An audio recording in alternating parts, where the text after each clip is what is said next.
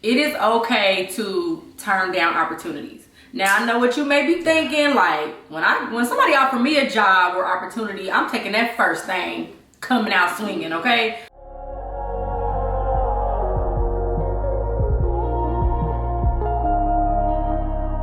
What's good, YouTube? I'm Kendra. And I'm Shay. And we are here today to talk to y'all about 8 tips for graduating college seniors. Yeah, college. So we know pretty much all graduations around the world are canceled this year, unfortunately, because of the global pandemic. Right. But that doesn't mean we still didn't want to come to y'all and give y'all some nice tips to work with that pretty much we wish we had known when we graduated from college. Yeah. So we're just gonna go ahead and jump right into it. So we should say that none of these are in any particular order. We just gonna jump right into them. Well, wait. No. Wait. How are we doing? Not jump right into it?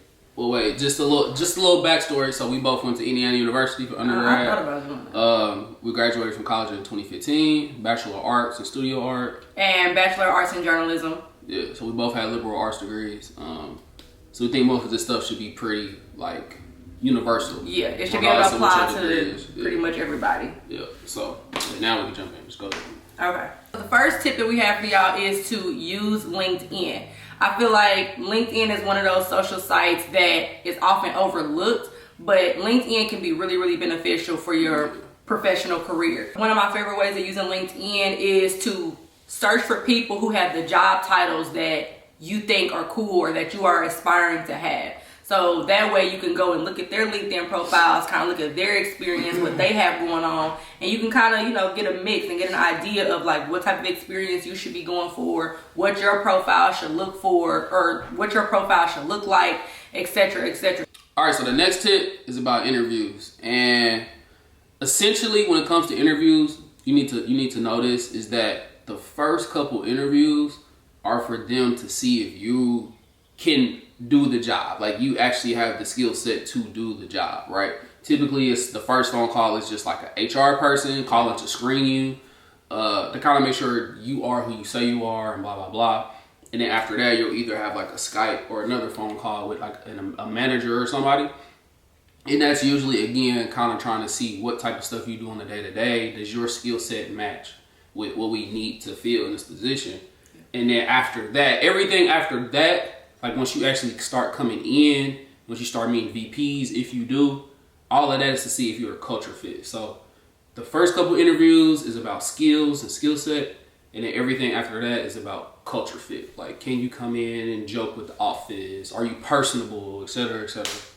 Tip number 3, do not overlook internships and non-paid opportunities. So when we graduate from college, there's a lot of pressure to go and get this job that you think is going to make 6 figures right off the bat. Yeah. That is typically not going to be the case. No. And don't rule out. You're going to be doing yourself a huge disservice if you just rule out positions because they are not your typical 40-hour-a-week 9-to-5 gigs. Yeah. These are definitely opportunities that you can use to gain experience, to expand your network, etc. So definitely do not, when you are on the job hunt, do not rule out positions that are internships or non-paid. And this is super important for all my first generation college students, because your parents or out of your family tree, none of them know about internships. They looking at internships like this is a waste of time, you're underpaid and or not paid at all. So just look, bro, you first generation, you having to walk the walk for everybody. We was like that. So when it came to internships, it was kind of just like, I don't know, like the family wasn't really messing with it. But I mean, I had 3 internships before I got my first full time. So internships is important. Yeah. And another thing about internships and non-paid opportunities is that they have the potential to turn into full-time gigs. So that's definitely another reason why you shouldn't rule them out. Just because it's an internship right now doesn't mean it's always going to be that way. The next point, which is comparing. Biggest thing here, man, is your journey is your journey. Do not compare your journey to bro who had hella connects and he already got like a full-time gig paying 60 bands right out. You know what I mean? Like that's his journey. He or she might have arrived early, you feel me? But just don't compare. Run your race. So another way that you can make sure that you are not limiting yourself is to make sure you are doing your job hunt outside of just your hometown. Yeah. Don't limit yourself. If you from Indianapolis, if you from Chicago, or wherever you may be from, look everywhere. There are jobs and headquarters and corporate offices all over the country. So just make sure that you are, doing your due diligence and looking everywhere. You never know what might be out there for you. I know everybody's situation is different, so everybody may not be able to do that. But if you have the ability to look outside just where you live at and where you grew up, definitely take advantage of that, because you never know what you might find. And I mean, I think that's one of the luxuries you get when you do get the piece of paper, is you now have the ability to look for jobs outside of where you live. Not every entry level job is gonna pay for relocation. Just know that. Like you don't start getting relocation until you get to like senior manager and above, director level. But you still have the ability to not just have to be like, oh, I want to live in Cali, I'm gonna save up $5,000 and just move out there. Like you get your piece of paper, you can find a job and have something already set before you move to where we're trying to go. So yeah, looking outside of your hometown for sure. Yeah, definitely. Okay, so our next tip is to try lots of things, man. And I think we both can kind of talk to this in the sense of that, like, we're both back in grad school now. So what we initially thought we was going to come out and do for the rest of our lives kind of altered a little bit, or at least took a little bit of a different route than we expected.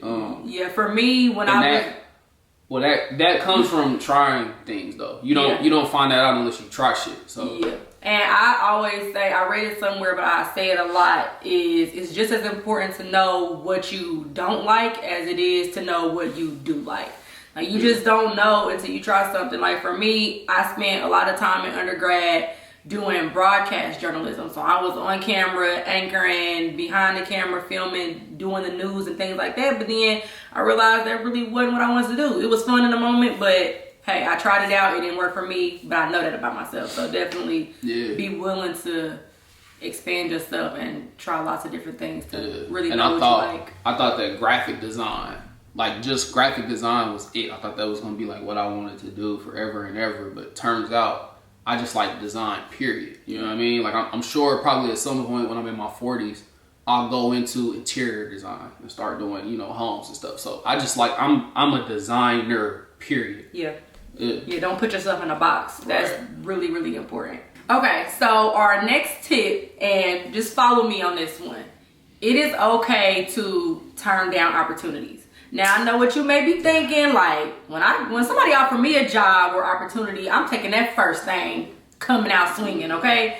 But you have to be mindful of, and be understanding of what it is that you want to do. I know we said try lots of different things, but that doesn't mean just completely derail from your path. If somebody offers you something that you know for a fact does not align with what you're trying to do, then it is okay to be like, you know what, this might not be for me. And I think that's important, because if you turn it down, that might be the dream job or dream opportunity for somebody else. So you might be saving it for somebody who really needs that experience. So it is okay to have that real and raw conversation with yourself. Go about it in a professional manner and just say, you know what, thank you for the opportunity, but I don't think this is for me right now. Yeah, most definitely. When you turn it down, make sure you send that's a very strategic email, because you don't want to close that door or burn that bridge. You might have to go walk over that later on. Right. I actually had two. I had two on my journey to this point. Jobs that I had to turn down. The first one was really, really scary, because I was still an intern, and I got offered a full-time graphic design position at a local high school in my hometown. And I mean, it was like 30 bands, benefits, all that. And I mean, again, first generation college, like my parents was like, you need to well, you better take that. Like, when do you start? Like, okay. And like, I'm like, it just something didn't sit right. I'm like, it don't align with the vision of where I was trying to go. Like, definitely trust your gut. Like, and then the second job was even crazier. Yeah, that was kind of recent too. That's like a story time. That's a different day. Yeah, that's a whole thing. We had a lot going on. That was just like less than a year ago that happened. Be clear on your vision and understand like things that you need to do to get there, and don't just let every opportunity not a good opportunity. Yeah, that's a great way to end that point. Every opportunity is not a good opportunity. Perfect. Last tip number 8. So essentially, most of y'all should be coming out about 22, 23. Yeah. Around that age. I suggest for you to look at things from the scope of what do I want to be doing when I'm 30? Where do I want to be when I'm 30? Like, use 30 as like a good benchmark. Yeah, it's not quite a short-term goal, but it's not quite long, because I think long-term goals are more like 10 years. So it's that nice middle ground. Where do I want to be? What do I want to be doing at 30? Use that. Let that guide you. Yeah, let that be your guiding force, and that kind of meshes well with the tip right before this in terms of turning down opportunities. Once you have that kind of plan about where you want to be when you're 30, if it doesn't align with that, then that's when you know that you need to turn down an opportunity. So definitely having that 7-8 year, what is it? 7-8 year window for yourself is a great way to keep yourself accountable and keep yourself on track. So those were our 8 tips. There are many more out there, of course, but when we sat down and I was trying to think about this video, those were the ones that popped into our brains immediately. And it was them were the most personal. Yeah, for sure. Yeah, those definitely, all 8 of those are things, like I said, that we wish somebody would have told us, or things that we're still learning, as we continue, because the journey never stops. Both of us are still under 30. So we hope y'all found that somewhat helpful. If y'all have any questions about any of these tips, or if you have any tips of your own, please feel free to share those in the comments. That was good. Okay. You did a good job. Thank you. We see y'all on the next one. See y'all on the next one.